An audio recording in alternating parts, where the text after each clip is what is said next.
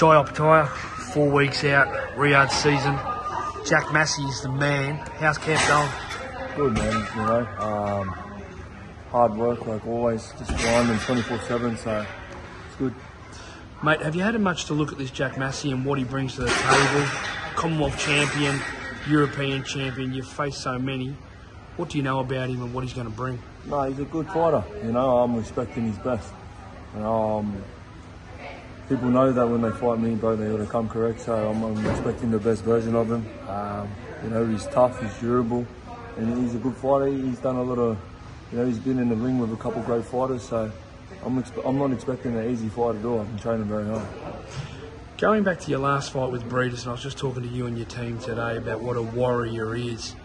You fought in probably the best cruiserweight in the last 10 years. You are now the cruiserweight king. Is it Billum Smith and these guys that you're looking to fight in the future, or is it just we're just going to go tick it over the guys that are going to step up, or would you have a look at going to heavyweight? Honestly, I'm not even chasing names. There's no like names that I want. It's just the belts. You know, I feel like this stage of our career, if we're not fighting for belts, then we're just maintaining what we already have. You know what I mean? And my goal is to be the undisputed cruiserweight champion. You know? I want all the belts, and then, you know, you never know. I could move up to bridgeweight and then move my way up to heavyweight, or go straight to heavy. We just see what happens. Who knows what's in the future? You know what I mean? But at the moment, my eyes are set on these belts. So, you know, obviously I'm not looking past Jack Massey. I know he's a hard fight, so he's taken my full focus. You know, we've got to get the job done on the 12th of October, and then we go from there. What do you think of that Chris Billum Smith and Ramirez, and, you know, Chris Billum Smith talking about, Opetaia, you know, we have to wait and do this and that. Did you honestly think that this next fight for you was going to be against him? Honestly, who cares? Like, why are we even talking about this and that? You know what I mean? If he wants to fight, we can fight. If he doesn't, shut up. You know what I mean? Like, why are we? It's like talking just dumb shit. You know, the fight's there to be made. If he doesn't want to fight, he's fighting Ramirez, I'll fight the winner. You know what I mean? I'm not here to go back and forth and get on a social media argument with people. You know what I mean? I'm willing to fight. Let's get it on. You've proven that against Jordan Thompson. You smacked him out in 4 or 5 rounds. Zorro, you got him out very well. What is it that you love so much about fighting over in Saudi Arabia?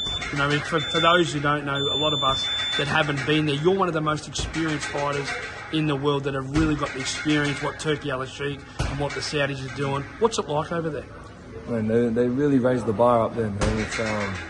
It's awesome to be a part of these big historic events, you know. I feel like it's all just fruits of the labour on my side. You know, I deserve to be there, but at the same time, man, it's, you know, I'm grateful for the opportunities that the Sheikh gives us. You know, he's really turning the sport around and just getting the best to fight the best. So it's good to be a part of.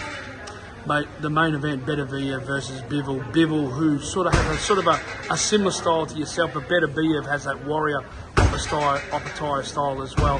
How do you see that fight playing out, and what a massive fight to be on? That's a cracker card. You know, the whole card's good. You know, but yeah, that main event, that's awesome. You know, it's the typical, you know, walk forward strong dude against a real technician that just moves and moves. So it's a really exciting fight. You know, I'm looking forward to tuning in. 2 days to go, Canelo versus Berlanga, big fight in Las Vegas. I know there was some bullshit a couple of months ago around, maybe Opetaia and Canelo, just Instagram bullshit. I know Canelo's a guy that you respect and that. How do you see that fight going on Sunday? I actually got a call from the Sheikh. He asked me to fight him. He goes, will you fight Canelo? Yeah.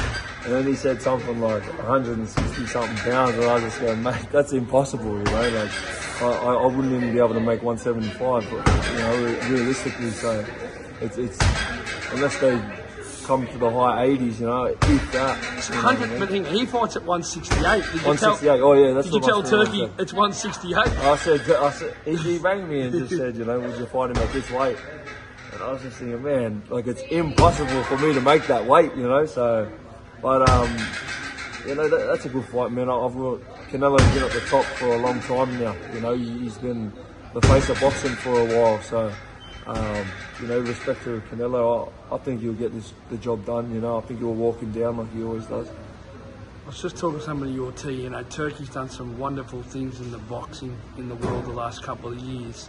There's a rumour going around you're his favourite fighter. I thought it was Terence Crawford, but you reckon you're his favourite fighter? I don't know, man. That's what I'm hearing. And it doesn't mean anything unless I keep winning and keep training hard. So, you know, all the words, you know, it can be taken away from you in a heartbeat. You know, you lose one fight and you're down, you know, you're back 4 years. So, you know, I just got to train hard and focus on my job.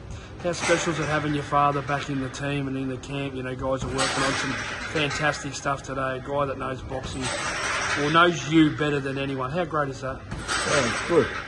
You know, it's just getting back to the fundamentals and the basics what got me there, you know. So it's good. It's different. You know, we're adapting to each other, and yeah, it's fun. Jai Opetaia way. Another fighter that's sort of is in a similar position to you, Jai. A couple of years ago, you beat Breedis, you become the IBF and ring cruiserweight world champion. Liam Paro defeated Matthias earlier this year, who won the IBF belt. Sort of things have gone pretty quiet, and he put out a video the other day, you know, where are all these other so-called champions? I think it was a shot at Devin Haney and Teofimo Lopez. One of your team members said that was kind of similar to us, and you were one person that actually came out about a year ago and said they've got to start recognising us Australians.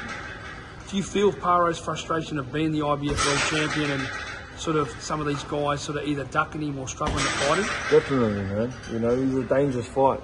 You know, I feel like he's a you know, Southpaw. It's not safe fight for people to take a risk with him. You know what I mean? And because he hasn't, you know, we're in Australia, so our profiles are down here. Around the world, you know, it's hard to build a fight for these Australian fighters, but we're getting there. You know, we're making progress, and you know, I'll back Paro, and I feel like he's an awesome fighter, so I'm excited to see him in the ring. Would you look at, if you had to say something to him and for his team to do what you've done, because you really have become sort of a worldwide fighter now and very well known around the world. You fought in London, you fought in Saudi twice, obviously Breedis was back here on the Gold Coast, now you're going back to Saudi. Would you look at Paro doing the same sort of thing as you? And if you can't get him here, Liam, in Australia, yeah, go worldwide. Yeah, man. It's just I don't think there's any blueprint. You know what I mean? There's no sort of right or wrong, you know, way to do it. But in this sport, I feel like you just got to be ready. You know what I mean? Like you've got to stay ready because the opportunity will pop up. You know, there's going to be a call, and they're going to say, you know, oh, this fight's going to happen, blah blah blah. And if you're not fucking ready to take that fight, that'll derail your career. You know what I mean? You got to be ready for that call, and when that call comes, and you get in there and you win that fight, that's the life changer. You know what I mean? So just stay ready. I believe, you know, staying focused, staying in your lane, training hard, the opportunity will come, and you'll just get there. You know what I mean? So it'll come. Yeah, it has to come. They can't deny the winners. You know, you just got to keep focusing on winning those fights. 4 weeks to go. Does Jack Massey know what he's getting himself in for? I think he does. You know, I don't think he's been in the ring with some good fighters. I'm not underestimating him at all. You never do. We're training very hard. Oh, I've seen it. You know, Jack Massey's you know, this is his time to become a world champion. So it's a massive thing for him. So, you know, I'm expecting his best.